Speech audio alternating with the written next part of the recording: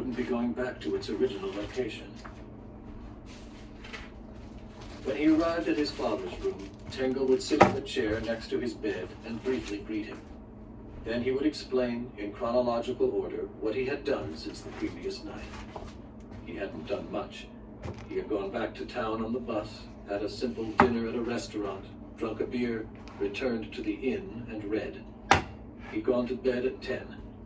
In the morning, he would take a walk, eat breakfast, and work on his novel for about 2 hours. He repeated the same things every day, but even so, Tengo gave the unconscious man a detailed report on all his activities. There was no response from his listener. It was like talking to a wall, a formality he had to go through. Still, sometimes simple repetition has meaning. Then Tengo would read from the book he had brought along. He didn't stick to just one book. He would read aloud from the book that he himself was reading at the time. If a manual for an electric lawnmower had been his current reading material, that's what he would have read. Tengo read in a deliberately clear voice, slowly, so that it was easy to understand. That was the one thing he made sure to do. The lightning outside grew steadily stronger, and for a while the greenish light illuminated the road, but there was no rumble of thunder. Maybe there was thunder, but he felt unfocused. It was as if he couldn't hear it. Rainwater flowed in small rivers along the road. After wading through the water, customers came into the shop, one after another. His friend turned and stared. He went strangely quiet. There was a sudden commotion as customers pushed toward them, making it hard to breathe. Someone cleared his throat, perhaps because a piece of food had gotten stuck. It was a strange voice, more of a snuffling cough, as if it were a dog. Suddenly, there was a huge flash of lightning that shone all the way inside the place, illuminating the people on the dirt floor. And just then, a clap of thunder sounded, ready to crack the roof. Surprised, he stood up, and the crowd of people at the entrance turned as one to face him.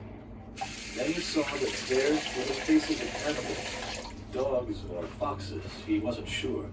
And the animals all wore clothes, and some of them had long tongues hanging out, licking around the corners of their mouths.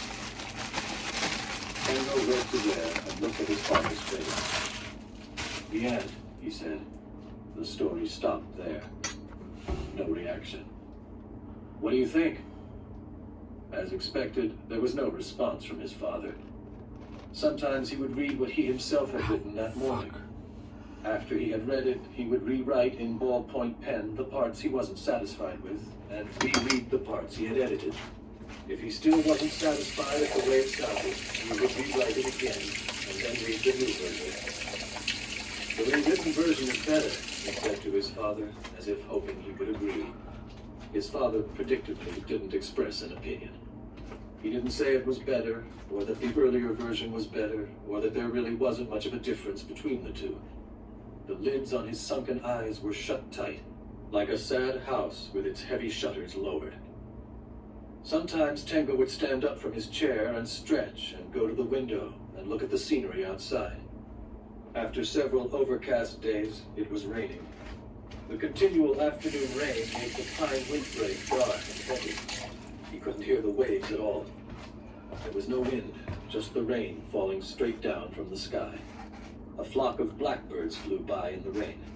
The hearts of those birds were dark and wet too. The inside of the room was also wet. Everything there, pillows, books, desk, was damp.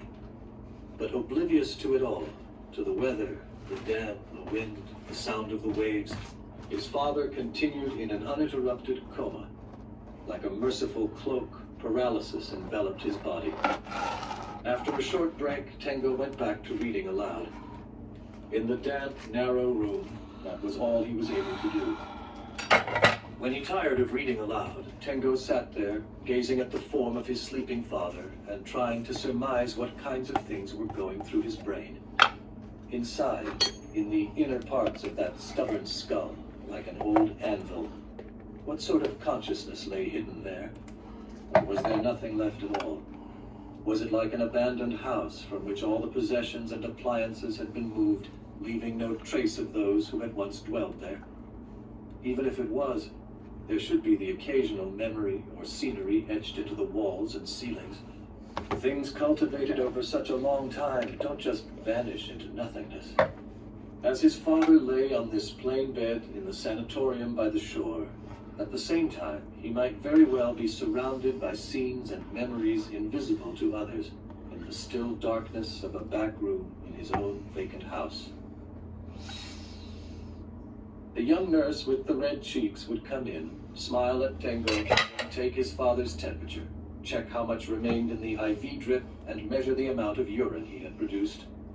She would note all the numbers down on a clipboard. Her actions were automatic and brisk, as if prescribed in a training manual.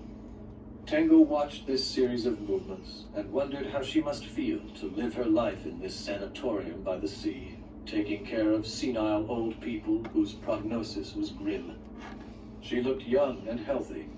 Beneath her starched uniform, her waist and her breasts were compact but ample. Golden down glistened on her smooth neck. The plastic name tag on her chest read Adachi.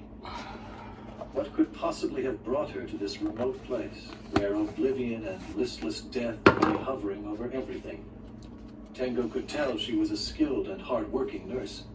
She was still young and worked quite efficiently. She could have easily worked in some other field of healthcare, something more lively and engaging. So why did she choose this sad sort of place to work? Tango wondered. He wanted to find out the reason and the background. If he did ask her, he knew she would be honest. He could sense that about her.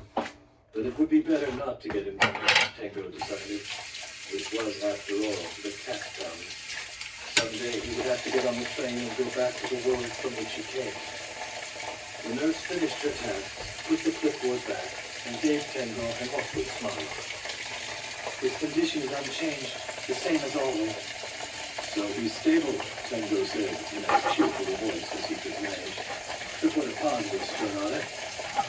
A half-apologetic smile rose to her lips, and she inclined her head just a touch. He glanced at the book on his lap. Are you reading that to him? Tango nodded. I doubt he can hear it, though.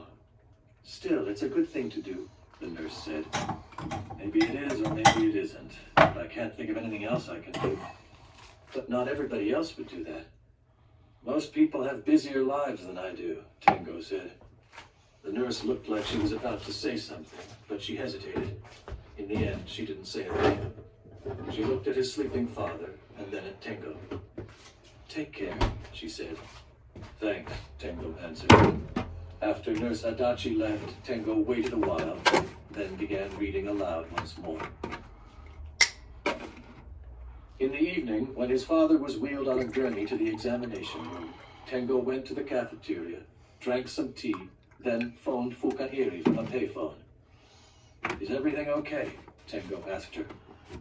Yes, everything is okay, she said, just like always. Everything's fine with me too, doing the same thing every day. But time is moving forward. That's right, Tango said. I don't know, Tango answered honestly. All I can say right now is that I'll stay here until certain things make sense. There are some things I don't understand. I want to stay for a while and see how they develop. Fukaeri was silent on the other end again.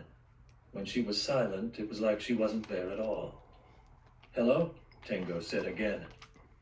Don't miss the train, Fukaeri said. I'll be careful, Tango replied, not to be late for the train. Is everything okay with you? One person came here a while ago. What kind of person? An NHK person. A fee collector from NHK.